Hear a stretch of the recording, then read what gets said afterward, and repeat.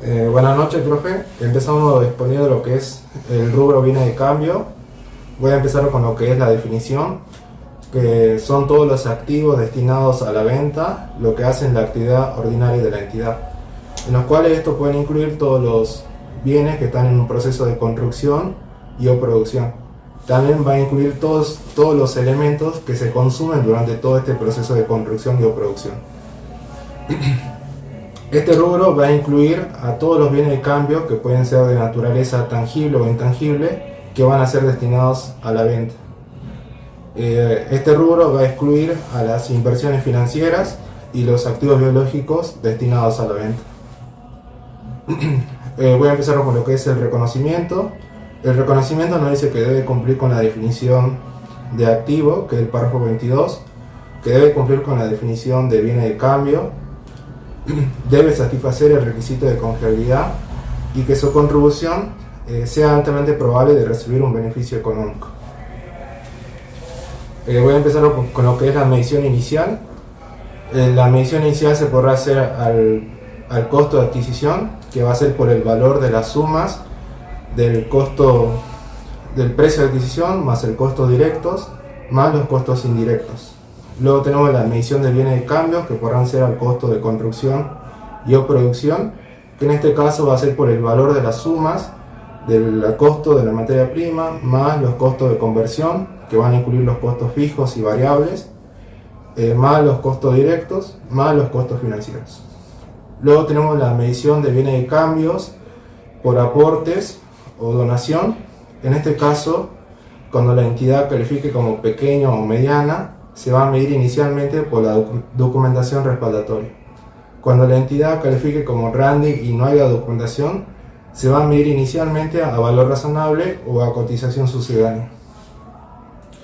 Luego tenemos la medición de trueque o donación, trueque o canje, perdón, que en este caso, cuando los bienes sean similares, se va a medir por el importe del activo entregado. Luego tenemos cuando los bienes no sean similares, en este caso, cuando la entidad califique como pequeña o mediana, se va a medir inicialmente por la documentación respaldatoria. Y luego tenemos cuando la entidad sea grande y no haya documentación respaldatoria, se va a medir inicialmente por una jerarquía que podrá ser a valor razonable, cotización sucedánea y en lo último de los casos, por el importe del activo entregado. Por último, tenemos la medición de bienes de cambio por productos agropecuarios, que estos se van a medir a valor razonable menos los gastos estimados en el punto de venta. Bueno, después sigue la medición posterior del rubro bienes de cambio, que en este caso el RT nos marca un caso general y un caso particular. En el caso general, la RT nos marca de que aquellos bienes de cambio que fueron medidos al costo de adquisición, que fueron recibidos por donaciones o aportes, o que fueron recibidos por trueque o canje, lo que marca César en el párrafo 204 C y D, especifica que tienen que ser medidos posteriormente según los siguientes criterios. Primero puede ser al costo de adquisición, según el párrafo 301, o sea, utilizando el método de PEPS o identificación específica o el CPP, que vendría a ser el costo promedio ponderado. Después también tiene el segundo criterio que puede utilizar, que es el costo de la última compra, o si no, el costo de reposición. Cuando una empresa aplique uno de estos criterios de medición posterior a los bienes de cambio, debe hacerlo de manera consistente, puesto que el RT nos marca de que no se puede hacer ese cambio de medición de un periodo a otro. O sea, no puedo medirlo al costo de adquisición en el ejercicio 1 y en el ejercicio 2 lo estoy midiendo al costo de reposición. Debe ser consistente y debe estar fundamentado y justificado estas mediciones. Después también habla de la medición posterior de los bienes producidos o construidos, que se lo va a medir posteriormente siguiendo el criterio de costo de producción o costo de reproducción, costo de construcción o reconstrucción. Y vuelvo a marcar lo mismo el RT, que debe hacerlo de manera consistente, que no pueda andar cambiando la medición de un periodo a otro, etc. Ese es el caso general. Ahora la RT habla sobre el caso particular, que antes en la RT 17 se medían a BNR aquellos bienes de cambio sobre los cuales se recibían anticipos que fijaban precio y de los cuales se estimaba o se tenía certeza de que la concreción de ese bien iba a ser efectiva. Básicamente que a medida que el proceso del bien iba aumentando, o sea, según el grado de avance aumentaba, todo eso incrementaba el valor del producto.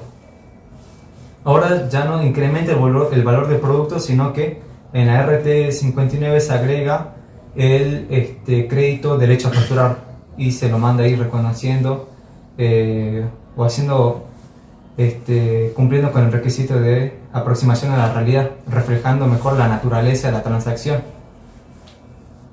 Bueno, en el RT 59, el caso particular de medición posterior del rubro bienes de cambio marca que únicamente se van a medir a BNR aquellos bienes de cambio que sean fungibles, que su comercialización no requiere un esfuerzo significativo, es decir, que se vendan rápido, y también de aquellos productos agropecuarios después de concluida su cosecha, obtención, recolección o faena.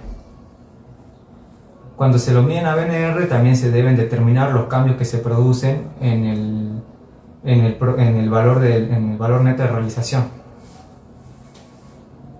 ¿Después qué sigue?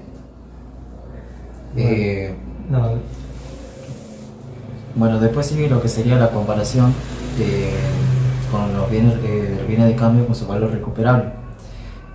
Es decir, esto en el párrafo 296 habla de que, por ejemplo, a la fecha de los estados contables, una entidad, digamos, va a medir o va a comparar, digamos, la medición contable con su BNR, el valor neto de realización.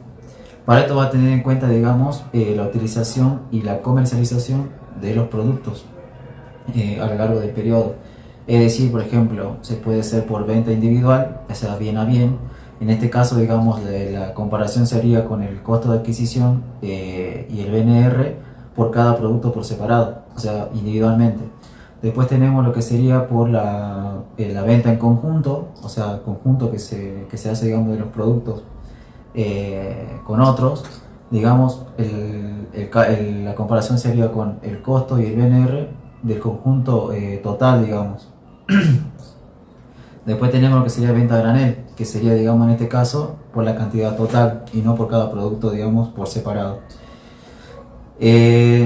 Para esto, digamos, para estos distintos, digamos, comparaciones, tenemos, digamos, los métodos que son para la medición, que eso habla justamente el párrafo 297, que sería por dos métodos: el de partida por partida, es decir, digamos, la registración sería por cada producto por separado, discriminado, digamos, por así decirlo, y sería por, en este caso, si resultara ser impracticable el método de partida por partida, se utilizaría, digamos, el método de agrupación por partidas. Es decir, digamos, para esto tendrían que tener en cuenta el tema de los productos, digamos, que sean similares o que tengan un objetivo similar, y también en cuenta lo que sería la producción o venta dentro de la misma zona geográfica. Después sigue con el párrafo 298, que habla por el tema, digamos, de lo que sería el no reconocimiento por pérdida de valorización. O sea que dice que una entidad no reconocerá pérdida por devalorización cuando, por ejemplo, los productos se combinen, es decir, el conjunto de productos, digamos, cuando un producto sufre una desvalorización y, digamos, pero la venta en total, digamos, del conjunto llegara a tener un valor contable estable, no se reconoce una pérdida de valorización por el producto que sufrió la devalorización. Lo mismo pasa, digamos, con la materia prima y los productos en proceso. Si uno de los productos, que sería la materia prima, sufre una devalorización, pero se espera que el producto total o el producto terminado se mantenga con valor rentable, tampoco se va a reconocer una pérdida de valorización de la materia o del producto en proceso. Bueno, después habla de lo que sería cómo se registra o se asienta cuando tenemos pérdida por devalorización y reversión.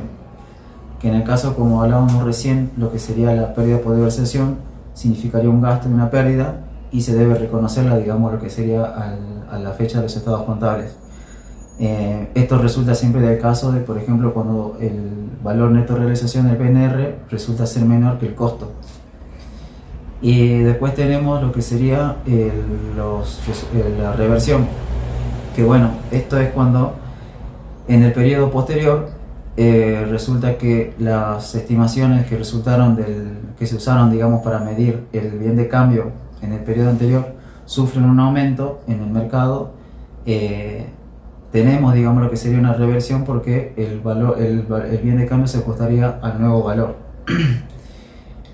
Por último tenemos lo que sería el párrafo 300, donde habla justamente de cómo se calcula la reversión.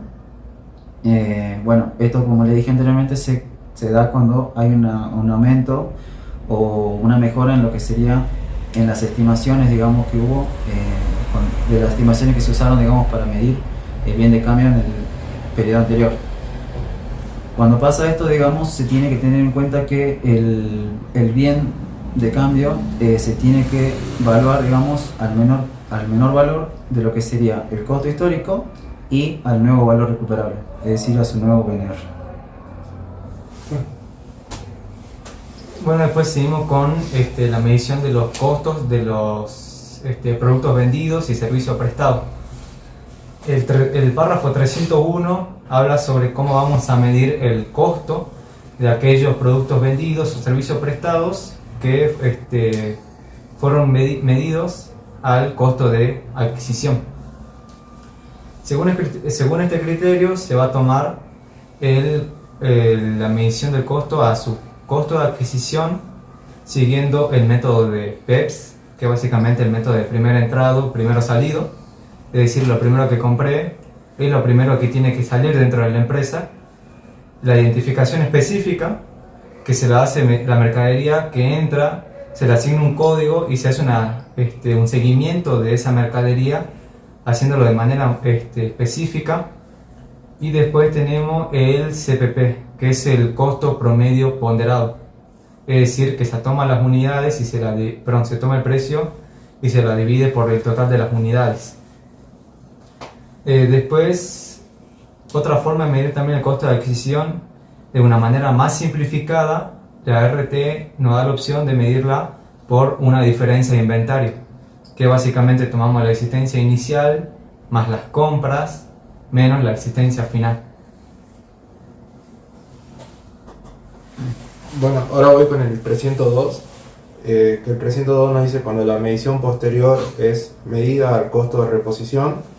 En este caso podrá determinar el costo de la mercadería vendida por dos formas. Una podrá hacerla por el costo corriente al momento de la venta de la mercadería, y la segunda podrá hacerlo de forma simplificada.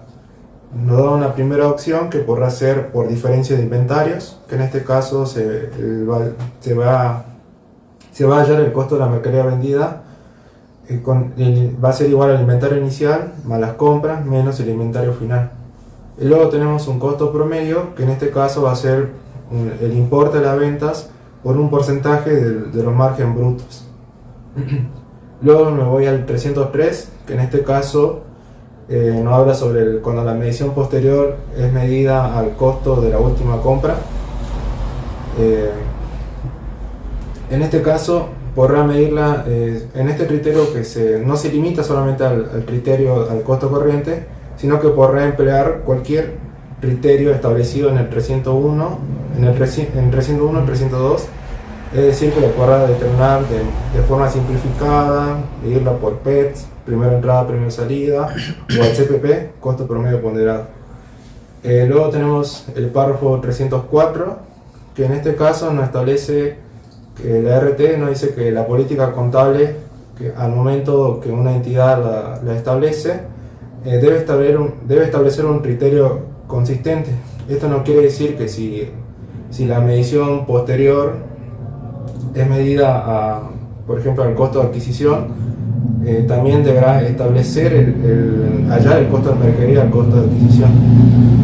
Y por otro lado nos dice también la RT un criterio a aplicar es si el costo al costo de reposición, que también hallar el costo de la mercadería vendida al costo corriente de la última compra.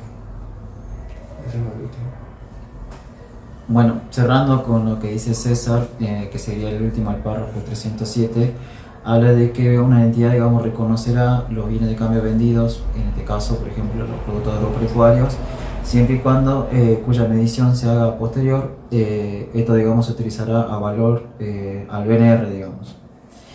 Bueno, siguiendo con esto, tenemos lo que sería por último los resultados por tenencia y los cambios en el BNR. Como dijo César, se utilizan dos métodos para tener esto. También está por el tema de lo que sería que, digamos, dice que una entidad que mide, digamos,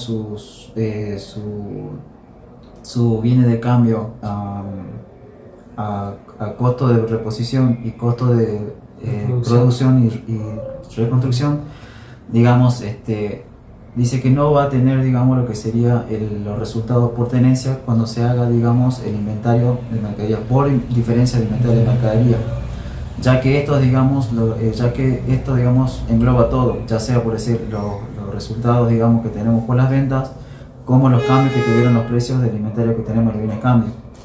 Por lo tanto, no se puede reflejar con exactitud, digamos, lo que serían los resultados por tenencia. Pero el otro método sí, digamos, que sería por el tema que se han medido a valores corrientes, ya que esto sí refleja, digamos, una transparencia, digamos, por cada bien que se haya vendido y que hayan sufrido un aumento, digamos, en cada bien de cambio. Por último, tenemos lo que dice que una entidad, digamos, mide sus bienes de cambio, que mide sus bienes de cambio por BNR, siempre va a tener en cuenta, digamos, las variaciones que hubo tanto en la medición contable como las mediciones que tuvo al momento de la venta. Bueno, eso es todo, profe.